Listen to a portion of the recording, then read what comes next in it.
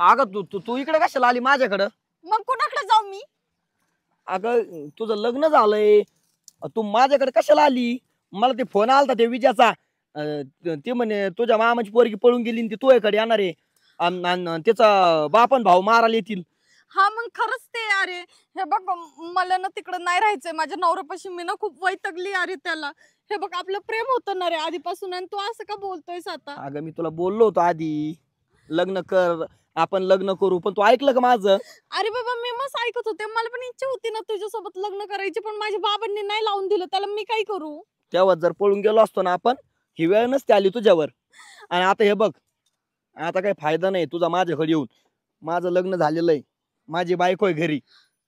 हे बघ असून दे, ते मला काही माहित नाही. अरे तुला माहिती का माझं नवरा मला रोज मारतो रे.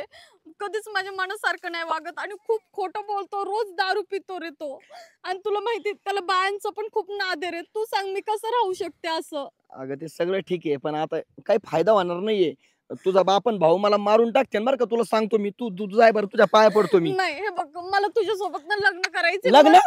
नाही नाही, हे शक्य नाही अजिबात. तू ऐक, तू जा, तू जा. नाही नाही मी कुठं जाऊ? मी तू तुझ्या नवऱ्याकडे जा. मी लग्न नाही करू शकत. जाय तू.